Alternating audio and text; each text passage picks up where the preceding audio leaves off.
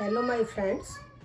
आज हम class 11th के स्टूडेंट्स के लिए एक नया वीडियो लेकर आ रहे हैं। आज का हमारा टॉपिक है Avogadro law.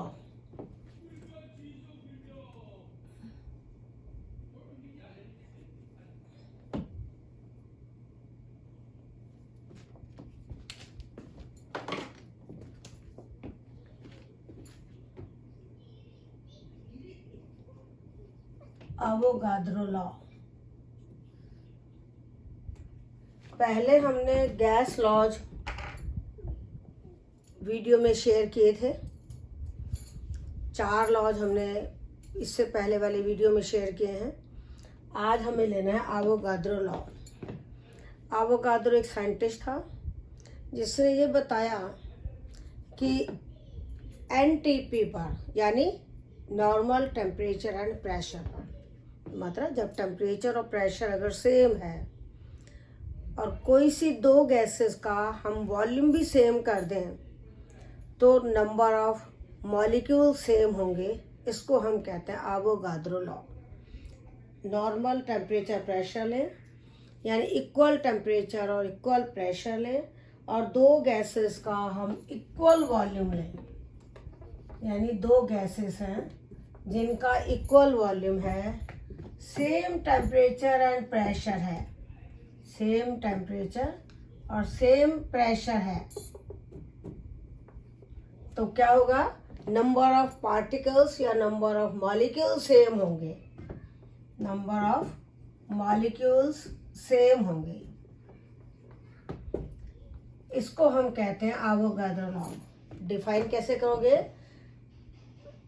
Equal volume of two gases at same temperature and same pressure have equal number of molecule. It is Avogadro law. अगर टेम्परेचर कितना हो, एनटीपी वाला 273 केल्विन हो, प्रेशर 1 एटमॉस्फेयर हो, जिसको हम एनटीपी कहते हैं, और 1 मोल गैस लें तो उसका वॉल्यूम निश्चित होगा, और वो वॉल्यूम होगा 22.4 लीटर। 1 मोल का मतलब है 6.02 इंटू 10⁻23 मॉलिक्यूल्स, जिसको हम 1 मोल कहते हैं या एवोगाद्रो नंबर कहते हैं। एवोगाद्रो नंबर लिखते कैसे हैं? कैपिटल एन और नीचे छोटा ए। तो मोल के लिए हम डिटेल में मोल कंसेप्ट के नाम से एक वीडियो शेयर कर चुके हैं, तो वो मोल कंसेप्ट वाला वीडियो आप देख लेना।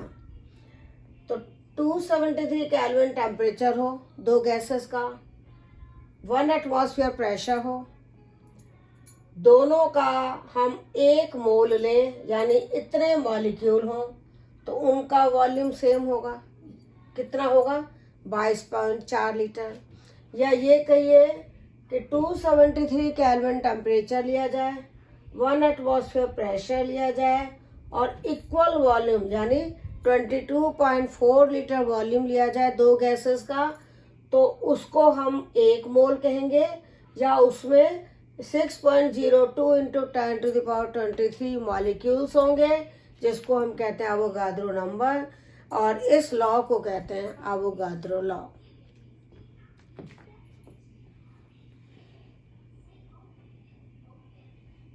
अगला पॉइंट है इसी 11th वाले चैप्टर में, जिसमें हमने गैस के लॉज पढ़े थे पिछले वीडियो में। आज हमने एवोगाद्रो लॉ पढ़ा है। इसके बाद अगला टॉपिक है Dalton's atomic theory. Dalton's atomic theory.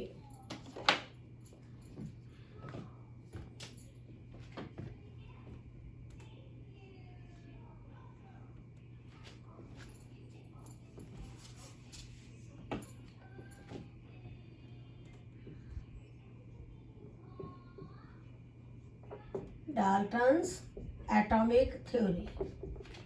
ये आपके 9th क्लास में भी है और 11th में भी है। डाल्टन्स एटॉमिक थ्योरी में हम क्या बताएंगे कि डाल्टन एक साइंटिस्ट हुए हैं जिन्होंने ये बताया कि हर सब्सटेंस छोटे छोटे पार्टिकल से मिलकर बना है। उन छोटे पार्टिकल्स को हम एटम्स कहते हैं।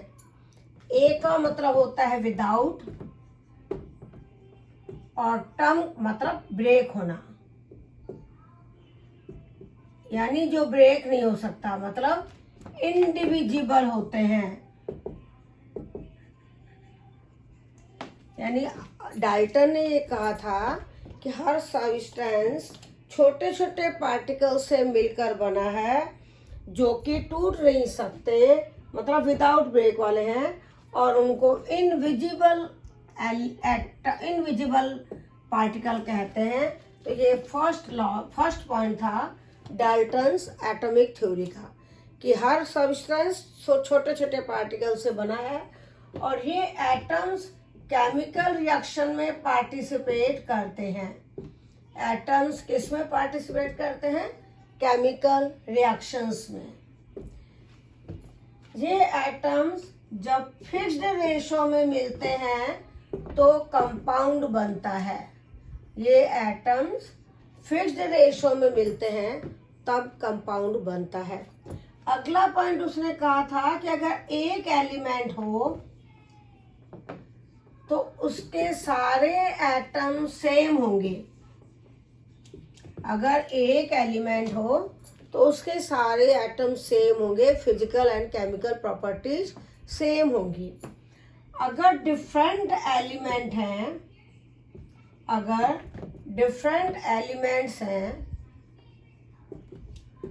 तो एटम्स डिफरेंट होंगे, एटम्स की physical and chemical properties different होंगी अगर एलिमेंट डिफरेंट है तो।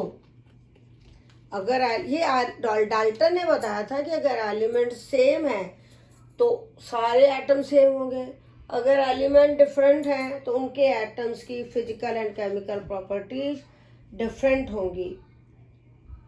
एटम्स केमिकल रिएक्शन में पार्टिसिपेट करते हैं। एटम्स को ना तो क्रिएट कर सकते हैं, ना तो क्रिएट कर सकते हैं, ना डिस्ट्रॉय कर सकते हैं। एटम्स को ना क्रिएट कर सकते हैं, ना डिस्ट्रॉय कर सकते हैं, ना एटम्स को पैदा कर सकते हैं, ना नष्ट कर सकते हैं। केमिकल जब रिएक्शन होती है तो एटम्स का रीऑर्गेनाइजेशन होता है। केमिकल रिएक्शन होती है तो एटम्स का रीऑर्गेनाइजेशन होता है। तो ये पॉइंट्स थे डाल्टन एटॉमिक थ्योरी के। लेकिन इसके बाद जब और रिसर्चेस हुई तो मॉडर्न डाल्टन थ्योरी आई। क्या आई?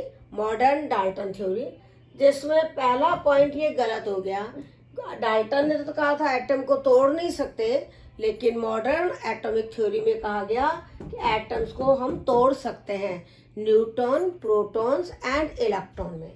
एटम डिविजिबल है, मतलब एटम को हम तोड़ सकते हैं न्यूट्रॉन, प्रोटॉन एंड इलेक्ट्रॉन में। तो ये पॉइंट रॉन्ग हो गया। केमिकल रिएक्शन वाला पॉइंट सही है कि एटम्स केमिकल रिएक्शन में पार्टिसिपेट करते हैं। इनका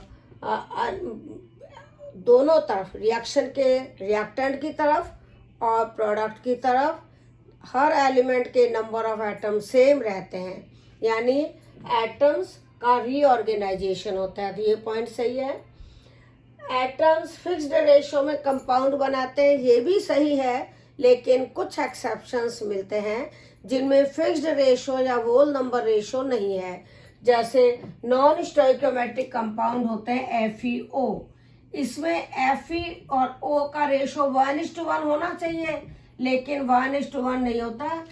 Fe 0.95 से 0.98 O होता है, यानी Fe जो है वो वेरी करता है, किसी में 0.95, किसी में 0.96, किसी में 0.98। तो इनको हम कहते हैं नॉन स्टोइकियोमेट्रिक कंपाउंड, जिनमें एटम्स का रेशो होल नंबर में नहीं होता, पॉइंट्स में होता है, या फिक्स नहीं होता, वेरी करता है। तो ये पॉइंट गलत हो गया फिक्स्ड रेशो वाला। अगला है कि एक एलिमेंट के सारे एटम सेम है, ये भी गलत हो गया, क्योंकि आजकल एक एक एलिमेंट के कई कई एटम्स हैं जिनका एटॉमिक नंबर तो सेम है, केमिकल प्रॉपर्टीज तो सेम है, मास नंबर डिफरेंट होने के कारण फिजिकल प्रॉपर्टीज डिफरेंट होती हैं, जिनको हम आइसोटॉप कहते हैं। तो ये वाला पॉइंट गलत हो गया, क्योंकि आइसोटॉप की खोज हो गई, और आइसोटॉप के लिए हम एक वीडियो पहले शेयर कर चुके हैं, तो आप आइसोटॉप्स का वो वीडियो पढ़ लेना।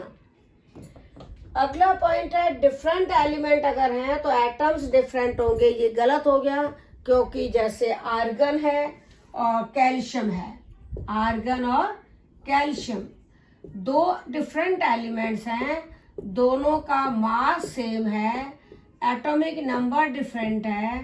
तो जब एटॉमिक नंबर डिफरेंट होता है इसका मतलब एलिमेंट डिफरेंट है, क्योंकि केमिकल प्रॉपर्टीज डिफरेंट है, पर मास नंबर सेम होने के कारण इनकी फिजिकल प्रॉपर्टीज सेम होती हैं। इसका मतलब डिफरेंट एलिमेंट में एटम्स हर रेस्पेक्ट में डिफरेंट नहीं हो सकते, कईयों का मास सेम होता है, जिनको हम कहते हैं आइसोबार। तो आइसोबार भी हम आइसोटॉप वाले वीडियो में आपको शेयर कर चुके हैं। अगला पॉइंट है कि atoms neither created nor destroyed, इसमें भी चेंज आ गया है कि मास को एनर्जी में कन्वर्ट किया जा सकता है। इसको कहते हैं आइंस्टीन मास एनर्जी रिलेशनशिप।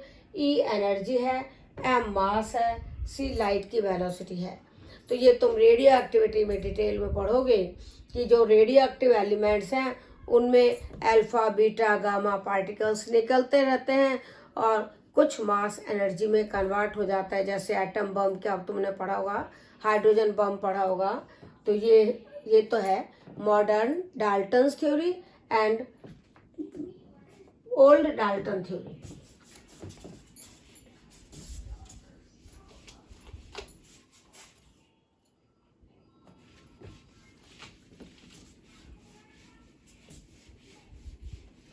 तो मॉडर्न डाल्टन थ्योरी भी हो गया और डाल्टन्स थ्योरी भी हो गया। अब हमें एक टर्म लेनी है AMU। AMU इसको पूरा नाम बोलेंगे एटॉमिक मास यूनिट या यूनिफाइड यूनिट, यानी यू। या तो एटॉमिक मास यूनिट बोलो या यूनिफाइड मास बोलो। सिंबल है AMU और U। ये AMU क्या होता है? अगर हम C12 एटम लें, C12 एटम, उसके मास का 1/12 part, 1/12 part of mass of C12 atom, C12 atom के मास का 12वां हिस्सा वो कहलाता है 1 AMU। क्या कहलाएगा? C12 एटम के मास का 12वां हिस्सा 1 AMU कहलाता है। अगर हम AMU में मास लिखते हैं, जैसे हमने हाइड्रोजन का एटॉमिक मास लिखा 1 AMU, it means 1 atom of hydrogen है, 1 एटम ऑफ हाइड्रोजन है। अगर मैं इसको लिख दूंगी 1 ग्राम, तो ये 1 मोल हाइड्रोजन एटम हो जाएंगे, 1 मोल हाइड्रोजन एटम। और 1 मोल का मतलब हमने आपको बताया था 6.02 इंटू 10⁻23 पार्टिकल्स, यानी आवोगाद्रो नंबर के बराबर एटम। तो ऑक्सीजन का एटॉमिक मास होता है 16। अगर हमने लिखा 16 AMU, तो हम लिखेंगे 1 एटम ऑफ ऑक्सीजन। और अगर 16 ग्राम लिखेंगे तो उसे कहेंगे 1 mole of oxygen atom, 1 mole of oxygen atoms. Oxygen atoms का 1 मोल, जैसे हम 1 दर्जन बोलते हैं उसमें 12 होते हैं, इसमें 1 मोल बोलते हैं उसमें 6.02 इंटू 10⁻23 एटम्स होंगे। तो आपको AMU एटॉमिक मास यूनिट क्या होता है बता दिया। और मोल के लिए आप मेरा पहले वाला वीडियो मोल कंसेप्ट वाला जरूर देखें। AMU एटॉमिक मास हो गया। अब हम ये बताएंगे कि कुछ एलिमेंट्स का जो एटॉमिक मास होता है वो फ्रैक्शनल होता है। इसका कारण पूछा जाता है कि कुछ एलिमेंट्स का एटॉमिक मास फ्रैक्शनल क्यों होता है।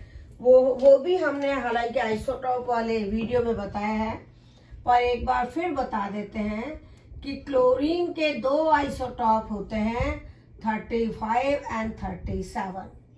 35 वाला 3 हिस्से होता है, 37 वाला 1 हिस्सा।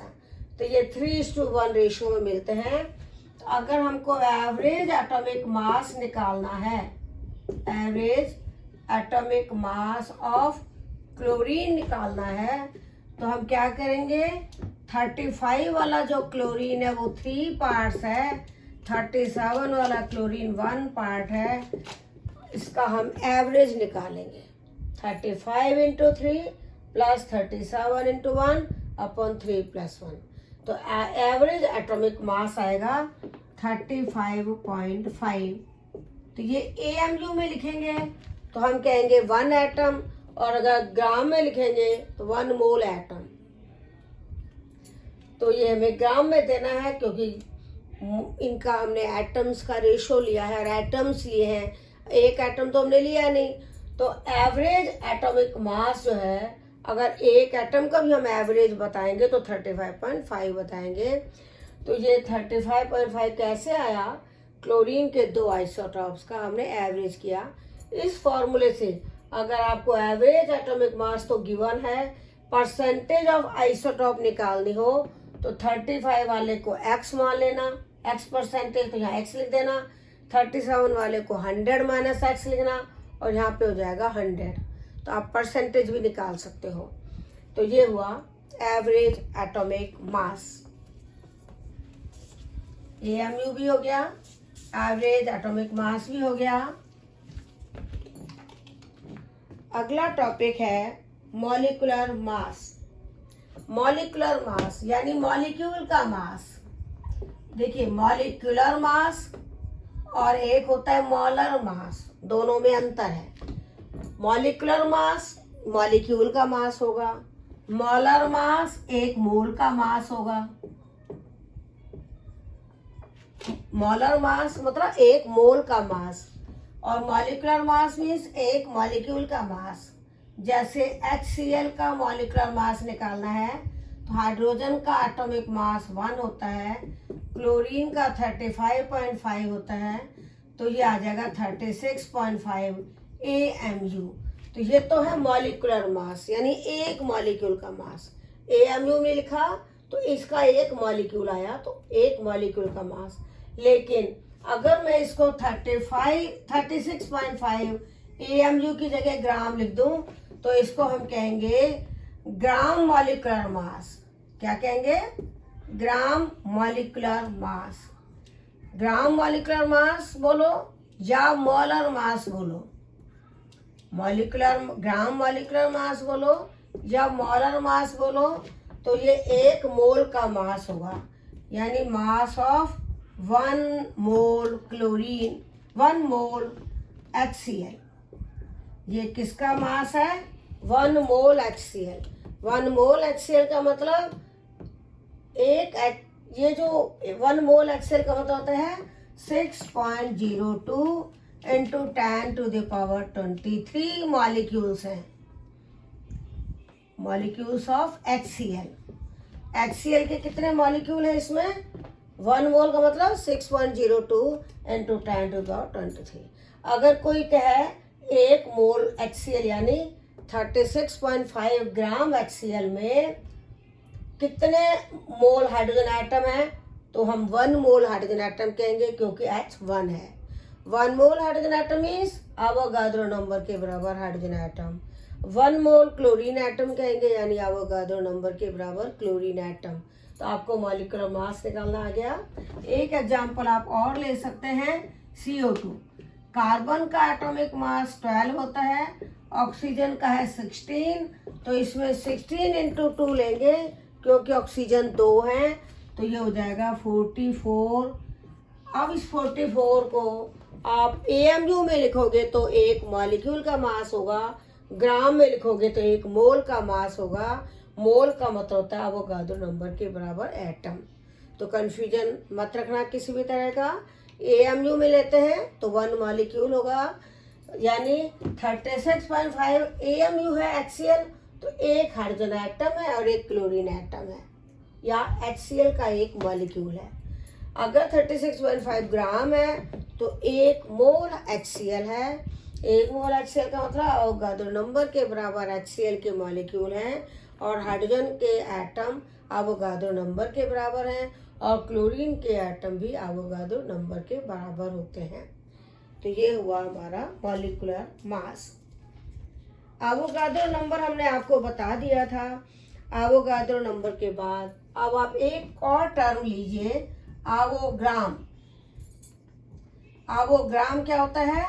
1 अवोगाद्रो नंबर। अवोगाद्रो नंबर क्या है? ये 6.02 इंटू 10⁻23। अगर हम 1 में इसका भाग दे दें 6.02 इंटू 10⁻23, तो हम कहेंगे 1 अवोग्राम है। तो मॉलर मास भी हमने निकाल दिया, ग्राम मॉलिक्यूलर मास हो गया। फॉर्मूला मास जो होता है वो आयनिक कंपाउंड के लिए होता है, और वो फॉर्मूले से निकालते हैं। जैसे NaCl है तो आप सोडियम का भी एटॉमिक वेट लिख दो, क्लोरीन का भी लिख दो। सोडियम का एटॉमिक वेट है 23 है 23, और क्लोरीन का एटॉमिक वेट है 35.5। दोनों को ऐड करोगे तो ये आएगा 58.5 ग्राम। तो ये है NaCl का फॉर्मूला वेट, या मॉलिक्यूलर वेट, या मॉलर मास, क्योंकि हमने ग्राम में लिखा है। तो ये अवोगाद्रो नंबर के बराबर NaCl मॉलिक्यूल हैं। या सोडियम आयन कितने हैं? अवोगाद्रो नंबर के बराबर। क्लोराइड आयन कितने हैं? अवोगाद्रो नंबर के बराबर। तो फॉर्मूला मास हम आयनिक कंपाउंड के लिए लेते हैं। ये अपना हो गया। और मोल कंसेप्ट वीडियो हमने आपको पहले शेयर किया है, वो आप पिछला वीडियो देख लेना।